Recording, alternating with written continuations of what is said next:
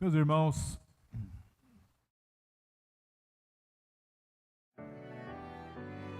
tem feito. Você tem motivos de ação de graças no seu coração? Quem tem? Por tudo aquilo que o Senhor tem feito esse ano aqui em nós como igreja. O Vidinho perguntou qual é a sua motivação em frequentar aqui a comunidade. E eu entendo que eu estou aqui porque Deus me semeou aqui. Se Deus me semeou aqui, é para que eu frutifique aqui. Essa é a convicção. Nós estamos já nos dirigindo ao final do ano de 2023 e fazendo uma reflexão sobre um ano. Foi um ano muito abençoado, está sendo um ano muito abençoado. Depois de 2 anos de pandemia, em que todos nós sofremos muito, em que a igreja sofreu, teve que paralisar muito das suas atividades, voltando aos poucos. Enquanto isso, tivemos problemas internos, que a igreja sofreu muito e o Senhor curou as nossas feridas. Este foi o primeiro ano dos últimos 3, que a gente pode dizer um ano normal, em que voltamos às atividades. Isso não é novidade, porque Jesus disse que Ele edificaria a sua igreja. E Deus está edificando a sua igreja. Deus está restaurando a sua igreja. E a gente olha tudo que o Senhor tem feito durante todo esse tempo, e um ano em que tanta coisa aconteceu. No ensino, nós tivemos o tema esse ano, fortalecer para alcançar. Uma visão de que a igreja precisava ser tratada, ser curada, ser trabalhada, e agora fortalecida para no próximo ano trabalharmos bem mais a questão do alcançar. Deus nos moveu a ressignificarmos diversos temas, diversas áreas na igreja estão sendo trabalhadas, muitas comissões formadas, muita gente séria trabalhando, e o fruto desse trabalho é que hoje há uma frutificação de toda esta semeadura. Em particular, por exemplo, em relação a relacionamentos. O que aconteceu? A pandemia, de alguma maneira, nos obrigou a nos isolarmos, e depois esse retorno não foi algo fácil. Inclusive porque alguns esfriaram o coração, e também porque a pandemia nos acostumou a vivermos isoladamente. E a gente se acostumou a ter contato ali somente em família, ou uma ou outra pessoa, e um desafio grande foi o reativar esses relacionamentos e a comunhão, e aqui houve um trabalho muito bem feito pela comissão de discipulado e pela comissão dos grupos Conexão. E hoje a gente observa todo um trabalho frutificando, porque esse é o correto. Talvez alguém fale assim, mas não estava bom assim, cada um no seu canto? Não, não estava bom assim, porque isso não é o modelo bíblico. O modelo bíblico é de relacionamentos. O modelo bíblico de igreja é de mutualidades, uns para com os outros. Frequentar a igreja é mais do que assistir um culto, mas é o cuidado mútuo um para com o outro. A igreja de Jesus é feita de relacionamentos, é só você ler o Novo Testamento. Esse é o correto, e a gente observou que uma grande maioria saiu da zona de conforto, e alguns estão saindo dessa zona de conforto de ficar cada um na sua. Claro que nós reconhecemos que muito precisa ser feito.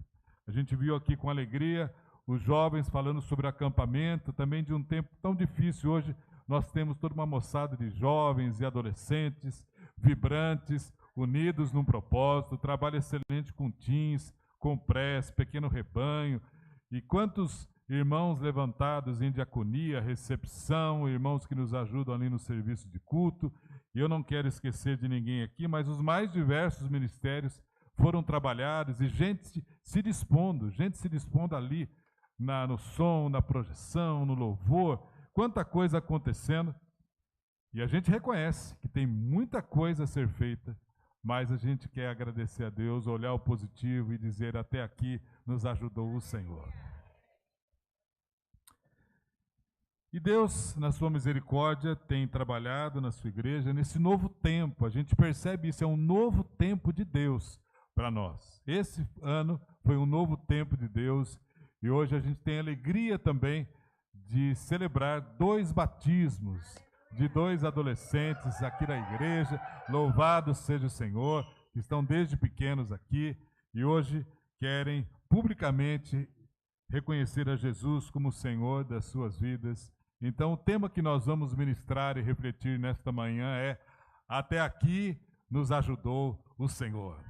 Você tem isso no coração? Você tem a convicção de que Deus te ajudou? Que tal você levantar suas mãos e repetir comigo: até aqui nos ajudou o Senhor. Amém. Glória a Deus. Até aqui nos ajudou o Senhor. E antes de entrar no texto, eu queria falar um pouco sobre o contexto para que a gente possa se situar. Nós vamos falar de um tempo quando os israelitas, naquele tempo, povo de Deus, estavam em pecado, em rebeldia, com seu coração longe de Deus, servindo a falsos deuses. E Deus permitiu que eles fossem disciplinados através dos filisteus, povo inimigo que entrou em guerra contra eles. Em 1 Samuel, no capítulo 4, o texto diz que os israelitas haviam perdido a batalha anterior para os filisteus de uma forma terrível. E aí o que eles fizeram? Alguém teve uma ideia. Bem, a gente perdeu aquela batalha. Vamos levar agora a Arca da Aliança para a batalha. E aí nós venceremos. A Arca da Aliança significava a presença de Deus. Na cabeça deles, eles podiam continuar em pecado, mas levavam a Arca da Aliança como se fosse um amuleto. E aí nós vamos vencer. Era uma maneira de tentar manipular a Deus. E assim eles fizeram e se deram muito mal. Eles perderam a guerra, e não somente perderam a guerra, como os inimigos levaram embora a Arca da Aliança. E aí surge a pergunta: por que os israelitas perderam esta guerra, mesmo tendo a Arca da Aliança entre eles? E na realidade, a gente tira lições aqui de que eles tinham muito a aprender sobre Deus, como nós também temos. Deus era muito maior do que a caixa que a Arca da Aliança simbolizava. Eles não podiam manipular a Deus como um amuleto e nem colocarem a sua fé na arca, no objeto, mas a sua fé tinha que estar em Deus e a seu estilo de vida condizente com isso. E aqui a gente pode tirar já uma lição, porque há pessoas que tratam a Deus como um amuleto. Há pessoas que tratam a Deus como um ídolo. Mas um ídolo pode ser manipulado. Um ídolo você pode levar para lá e para cá. Um ídolo faz o que você quer, mas Deus não. E aqui a gente precisa ter muito cuidado, porque se é uma coisa que eu já vi gente tentar manipular Deus, é o famoso Deus me falou. E ele diz que Deus falou, não confirma com a palavra, não confirma com outros irmãos, com a autoridade de Deus na sua vida, porque ele formata um Deus que não pode contrariá-lo. E um Deus que não te contraria é muito complicado, porque pode ser um Deus que é projeção de si mesmo, e não o verdadeiro Deus. Quando a sua vontade tem que ser prevalecida, quando as suas ações e orações estão nesse sentido, a ideia que a gente tem é de um Deus Papai Noel, um Deus que traz presentes, um Deus bonachão, que está sempre a meu serviço. E isso tem muito. Vide as mais diversas pregações de um evangelho coaching, que você escuta direto na internet, que faz muito sucesso, postagens para lá e para cá, um verdadeiro evangelho de autoajuda, com uma distorção de textos bíblicos ou com parte da palavra, visando somente a bênção. 1 Coríntios 14:3 diz que a palavra profética tem que exortar, consolar e edificar. Mas em muitos lugares é tirado o exortar e é somente uma palavra para que você sinta-se melhor. E isso tem sido uma verdadeira praga no meio da igreja. Uma mensagem que te deixa assim, mais zen, mais tranquilo, que não confronta a sua vida. Ter a Arca da Aliança não significava que Deus estava do lado deles. Assim também alguém que fala em nome de Jesus ou frequenta a igreja não significa necessariamente que Deus esteja com ele se ele não estiver de acordo com a vontade do Senhor. Assim, os israelitas esqueceram de que não adiantava levar a Arca da Aliança se eles estavam em rebelião contra Deus. Porque esse era o problema. O coração deles estava longe de Deus. Não adiantava levar a arca como um simbolismo da presença de Deus, porque é essa a questão. O coração estava longe de Deus. Alguém pode estar na igreja, frequentando a igreja, mas o coração está longe de Deus. A Arca da Aliança era imprescindível para o povo, porque ele significava a presença de Deus. Mas um exemplo de que eles não estavam nem aí com a presença de Deus é que quando a arca, levada pelos filisteus, e o próprio Deus providenciou que ela retornasse para Israel, enviando um monte de pragas para os filisteus, e eles desesperados mandaram a arca de volta. Sabe onde a arca ficou? Não onde Deus orientava, que era no tabernáculo, numa tenda lá em Jerusalém, que era o centro religioso. A arca ficou na casa de um homem chamado Abinadab. Sabe quanto tempo a arca ficou lá? 20 anos. A arca ficou esquecida na casa de Abinadab, que foi abençoado por causa disso, 20 anos. Significava que para o povo de Deus, a presença de Deus não era tão importante. E parece uma contradição enorme, né? Para o povo de Deus, a presença de Deus não significava nada. Isso tem um nome: religiosidade. Quando a gente começa a viver uma vida cristã sem Cristo. Abra sua Bíblia comigo em 1 Samuel, capítulo 7. Leremos do versículo 1 ao versículo 12. Leremos na Nova Versão Internacional.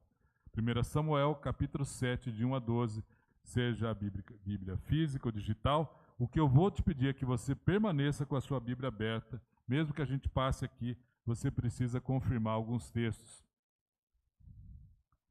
1 Samuel 7, de 1 a 12. Vamos ficar em pé para a gente ler esse texto? Diz assim: Os homens de Kiriat Jearim vieram para levar a arca do Senhor e a levaram para a casa de Abinadab na colina e consagraram seu filho a Eleazar para guardar a arca do Senhor. A arca permaneceu em Kiriat Jearim muito tempo, foram 20 anos. E todo o povo de Israel buscava o Senhor com súplicas. E Samuel disse a toda a nação de Israel: Se vocês querem voltar-se para o Senhor de todo o coração, livrem-se então dos deuses estrangeiros e das imagens de Astarote. Consagrem-se ao Senhor e prestem o culto somente a Ele, e Ele os libertará das mãos dos filisteus. Assim os israelitas se livraram dos balaíns e dos postes sagrados e começaram a prestar culto somente ao Senhor. E Samuel prosseguiu: Reúnam todo Israel em Mispá, e eu intercederei ao Senhor a favor de vocês. Quando eles se reunirem em Mispá, tiraram água e a derramaram perante o Senhor. E naquele dia jejuaram e ali disseram: Temos pecado contra o Senhor. E foi em Mispá que Samuel liderou os israelitas como juiz. Quando os filisteus souberam que os israelitas estavam reunidos em Mispá, os governantes dos filisteus saíram para atacá-los. Quando os israelitas souberam disso, ficaram com medo e disseram a Samuel: Não pares de clamar por nós ao Senhor, o nosso Deus, para que nos salve das mãos dos filisteus. Então Samuel pegou um cordeiro ainda não desmamado e ofereceu inteiro como holocausto ao Senhor. Ele clamou ao Senhor em favor de Israel e o Senhor lhe respondeu.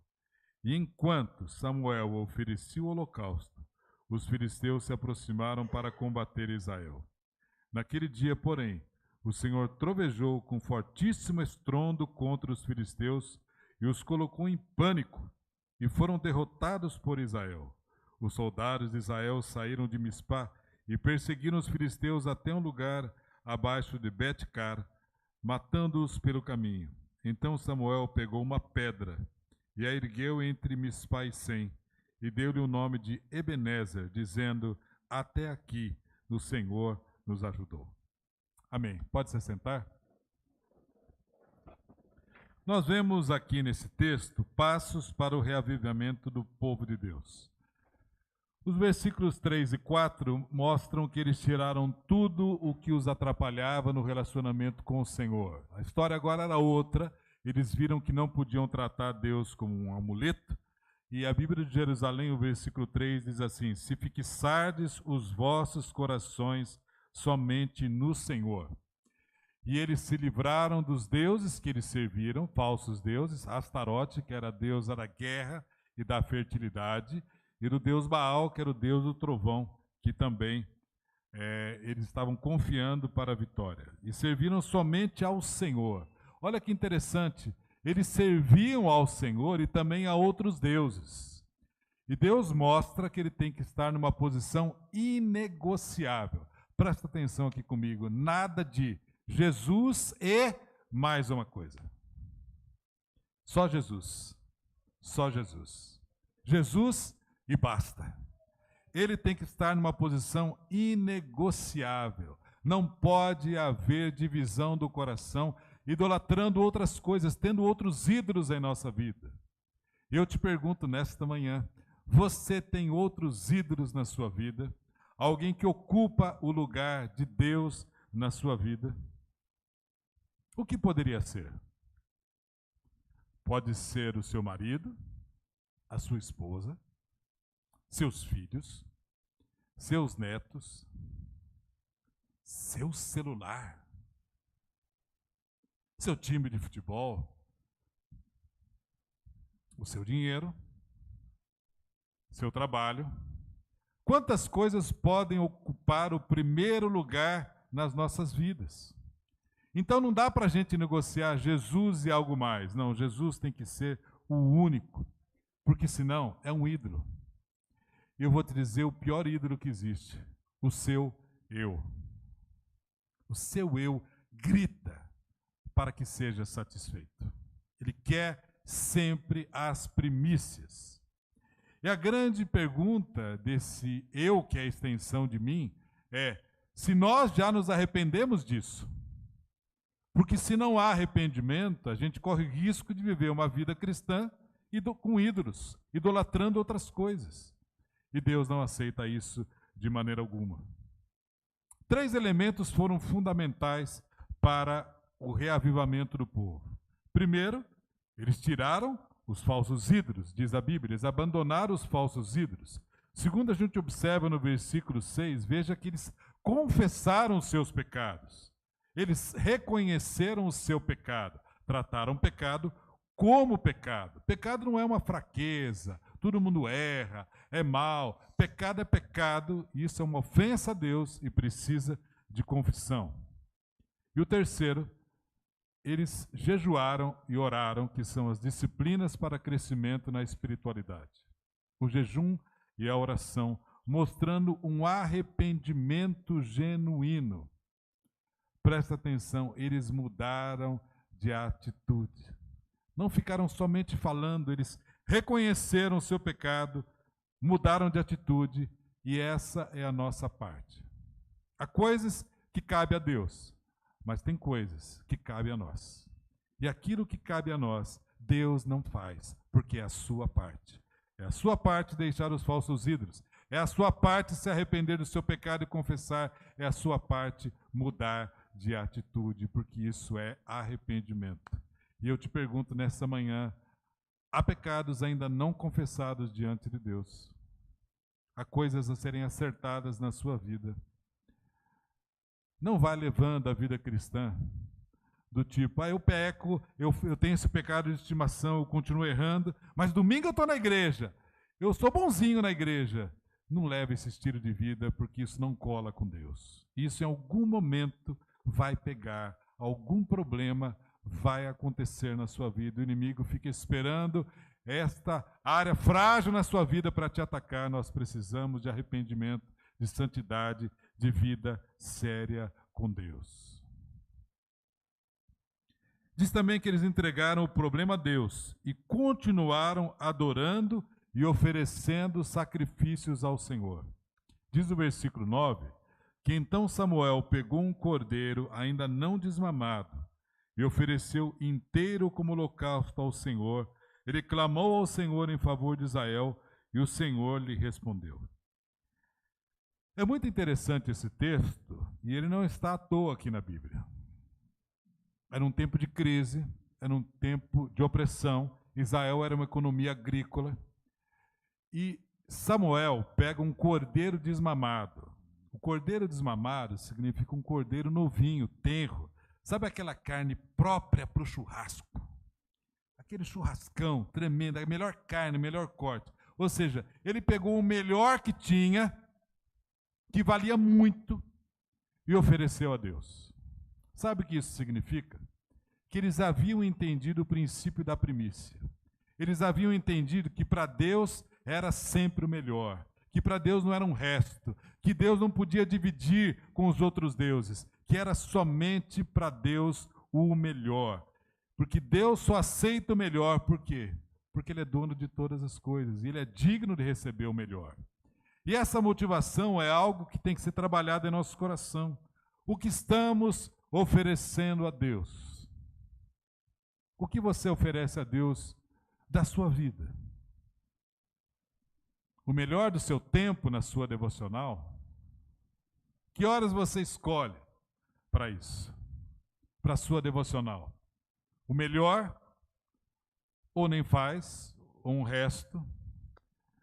Você que é casado, marido e esposa, que horas vocês oram juntos? A gente não ora junto. E aí vem a grande pergunta: por quê?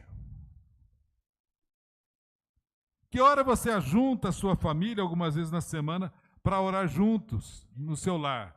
A gente não faz isso. A pergunta é: por quê? Porque não colocamos como primícia. Porque tudo aquilo que priorizamos e colocamos como primícia, fazemos o melhor para o Senhor. O que você está oferecendo ao Senhor hoje, no seu tempo, nos seus talentos, naquilo que Deus tem te dado? Você tem oferecido para o Senhor? Tem oferecido para o reino? Ou você não tem tempo para o reino? E do seu tesouro, o que você oferece ao Senhor? É o melhor? Já teve gente que nessa época do ano chegou para mim e perguntou assim: eu sou obrigado a dar o dízimo do 13º salário? Você não é obrigado a dar nada. Você não é obrigado a dar nada. Nem do 13º salário e nada. No Novo Testamento, Deus não nos obriga a nada. Porque a sua motivação tem que ser honrar o Senhor, gratidão e reconhecimento da sua fidelidade.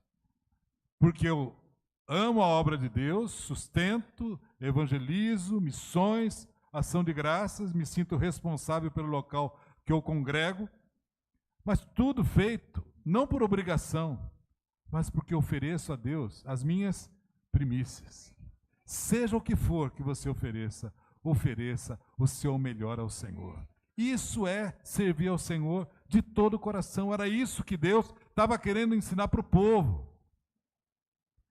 E no versículo 10 diz assim, olha que interessante: enquanto Samuel oferecia o holocausto, os filisteus se aproximaram para combater Israel. Naquele dia, porém, o Senhor trovejou com um fortíssimo estrondo contra os filisteus e os colocou em pânico, e foram derrotados por Israel. O povo estava ali oferecendo sacrifícios e oração, maior louvorzão correndo, maior celebração, quando aparecem os inimigos. Sabe o que o povo fez? continuou orando, continuou sacrificando ao Senhor, continuou louvando. Rendem graças ao Senhor, porque continuou. Nem deram bola para os inimigos, continuou rolando louvorzão, todo mundo ali, tal. Continuaram adorando. E Deus providenciou o livramento. Eu me lembro que certa vez nós fomos num encontro na Argentina. O Sidney estava junto, há muitos anos atrás, né? Quando o nosso cabelo era pretinho. E a gente estava num louvorzão, voltando, cheio de Deus, no ônibus. E aquele louvorzão, o negócio pegava fogo no ônibus. Aquele louvorzão. De repente, a gente foi atravessar um rio e teve que descer do ônibus. E era uma balsa, a gente ficou na balsa. E o pessoal celebrando e dançando, aquela celebração ao Senhor e tal. Quando a gente encostou do outro lado da margem, estava o exército, achando que estava todo mundo chapado. O pessoal com metralhadora, encosta todo mundo. Todo mundo ficou assim, parou. Alguém tentou explicar. Vocês estão todos chapados, estão aí pulando. Não, alguém tentou explicar. Fica quieto. Levanta as mãos, todo mundo. Porque o cara foi falar isso. Na hora que levantou as mãos, todo mundo, alguém gritou assim: Aleluia! Pronto. Aí o outro, aleluia, glória a Deus. E ficou aquele louvorzão, todo mundo de mão para o alto, metralhador, e todo mundo, louvado seja o Senhor. E o negócio foi pegando fogo. E disse, entra no ônibus, vai embora. E todo mundo saiu assim, chapados em Cristo. Tremendo louvorzão. Eu te pergunto, há celebração em seu coração por aquilo que Deus tem feito? Meus irmãos, porque isso se traduz. Se não há culto na vida, não há vida no culto. Se você não tem celebração no dia a dia, você não vai ter celebração aqui. É uma extensão do louvor individual aqui agora junto com o coletivo. Os inimigos queriam distrair o povo de Deus, mas o povo de Deus continuou louvando e Deus trouxe o livramento. Presta atenção no que eu vou te falar. Não permita que o inimigo distraia a missão que Deus tem na sua vida. Não permita que o inimigo te distraia do propósito que ele tem na sua vida. Não permita que o inimigo roube os sonhos que Deus tem para a sua vida.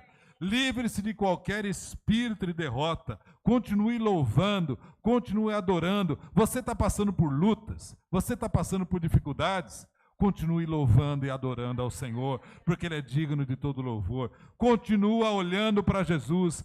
Enquanto Jesus não mandou você parar, você não para. Enquanto o Senhor não mandou você parar de marchar, você continua marchando, porque Jesus tem a última palavra, e a palavra do Senhor para a sua vida é palavra de vitória nele. Louvado seja o Senhor. Até aqui nos ajudou o Senhor. E sabe qual foi o resultado?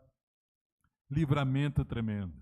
Deus mandou um estampido de trovões, em que eles ficaram apavorados e saíram correndo. O povo não precisou fazer nada. Deus mandou, e eu fico imaginando, porque só trovões, eles acharam que estava acabando o mundo, saíram correndo, e o povo de Israel foi atrás e os derrotou. E aqui a gente lembra algo interessante, olha que ironia. A maneira como Deus deu o livramento. Quem era Astarote, aquela falsa deusa que eles seguiam? A deusa da guerra, que eles colocavam confiança. E quem era Baal, o deus do trovão?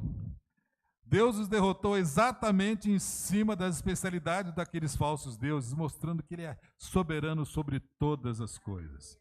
Eu vou te dizer o seguinte, Deus te dá livramentos que você não tem ideia. Deus te deu livramentos esse ano que sequer você ficou sabendo. Deus nos dá livramentos tremendos, porque Ele é bom. Por isso que o nosso coração deve ser sempre um coração rendido a Ele. E por isso que o nosso trabalho é descansar nele. Pede, meus, como eu vou descansar em Deus? Você não sabe o que eu estou passando. Estou passando por lutas. Estou passando por dificuldades. Olha as incertezas na economia. Tem muita gente doente.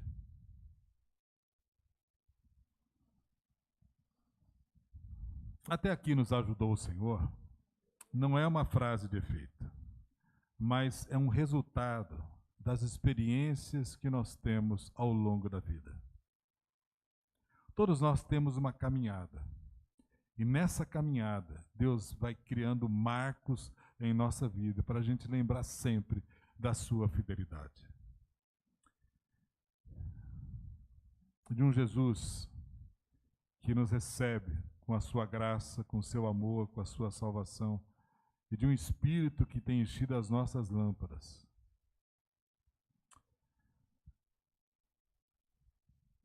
Eu não sou muito de ficar nas mídias sociais, mas se tem alguém que eu gosto de seguir no Instagram, é um pastor chamado Ronaldo Lidório. Ele é um missiólogo. Missiólogo significa alguém que é especialista em missões. Talvez a gente não tenha aqui no Brasil alguém com tanto conhecimento em missões quanto o Ronaldo Lidório, e ele tem assim coisa muito saudável.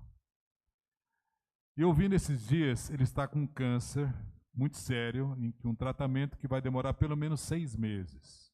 Ele tem mais ou menos seus 50, 55 anos de idade. E algo muito interessante que ele falava é o seguinte, ele diz assim: não espere a cura chegar para glorificar ao Senhor, pois Ele é Deus no sofrimento e além do sofrimento. Nós estamos nos aproximando do final do ano e nós temos aqui vários irmãos em situação de sofrimento. Nós oramos aqui por vários casos, alguns já estão programados, cirurgia. Nós temos agora o pai do Oswaldinho, um senhor de 94 anos, acabou de cair, vai ter que fazer a cirurgia do fêmur. Quanta gente com parentes diretos, ou eles passando por situações difíceis, ou talvez em outras áreas, problemas em casa, problemas financeiros, problemas familiares, físicos, emocionais. E sabe uma reflexão interessante que o Ronaldo Lidório fala? Que Ebenezer era um vilarejo da tribo de Efraim. E foi exatamente ali que eu comentei lá em 1 Samuel 4, que o povo de Israel havia perdido uma batalha de uma maneira terrível e vergonhosa. Muitos morreram naquela batalha, anterior a essa que nós lemos. Muitos morreram e a Arca da Aliança foi levada pelos filisteus. O sacerdote Eli, ao saber que a arca tinha sido levada, ele caiu, quebrou o pescoço e morreu. O líder espiritual da nação. A sua nora, ao saber que seu marido havia morrido na guerra, e ela vê o seu sogro cair e morrer, ela grávida entra em trabalho de parto e tem um nenê. E puseram no coitado o nome de Icabode. O povo de Israel, ele tem muito essa expressão, né? Os nomes são expressões de sentimentos que eles têm. E o coitado do garoto recebeu o nome de Icabode, que significa foi-se a glória de Deus. Já pensou um coitado ter um nome desse para o resto da vida? Mas ele simbolizava como estava o povo de Israel. Foi-se a glória de Deus. Mas pela intervenção de Deus, desse texto que a gente acabou de ler, depois que Deus deu vitória ao seu povo, diz o versículo 12 que Samuel pegou uma pedra e a ergueu entre Mispa e Sem e deu-lhe o nome de Ebenezer, que diz: até aqui nos ajudou o Senhor. Ebenezer era lembrado como um local de derrota, de tragédia. Porém agora, ele pega aquele local e ergue um memorial ao Senhor e chama de Ebenezer. A palavra Ebenezer significa pedra de ajuda. Numa tradução simples, pedra de ajuda. E aquele local, Ebenezer, que lembrava a tragédia, significa agora algo novo. Até aqui nos ajudou o Senhor. Parece estranho o mesmo local receber um nome de derrota e depois receber um nome de vitória. Mas sabe o que isso mostra? Mostra um Deus. Samuel mostra que existe um Deus que está conosco na vitória, mas também na derrota. Um Deus que está conosco no consolo, mas também na disciplina. Um Deus que está conosco na saúde, mas também na doença. Um Deus que está conosco na alegria e também na tristeza. Um Deus está conosco, e quando a gente olha atrás, como eu falei nesse ano, um Deus que esteve conosco, até mesmo quando nós tivemos perguntas não respondidas, em que a gente não entendeu tanta coisa. Em todos esses momentos, Ele não se ausentou, Ele continuou conosco todos os momentos.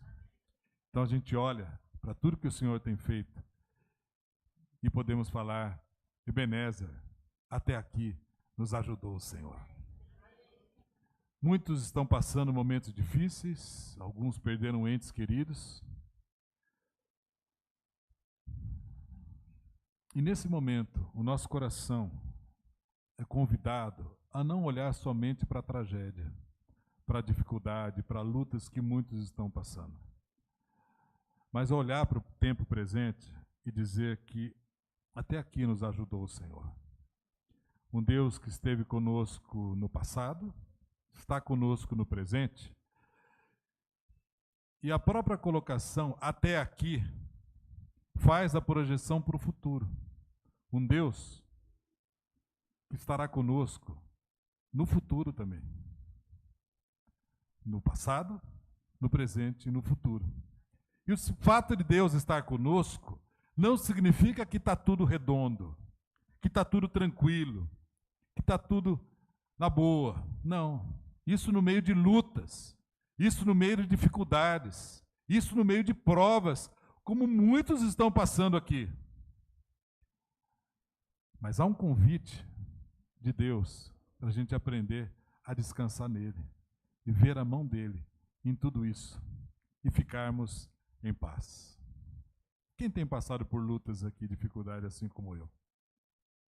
O convite de Deus é para você ficar em paz e saber que o mesmo Deus que cuidou da gente até aqui continuará cuidando da gente no futuro. Ebenezer, até aqui nos ajudou o Senhor. Você pode levantar suas mãos e falar comigo, até aqui nos ajudou o Senhor.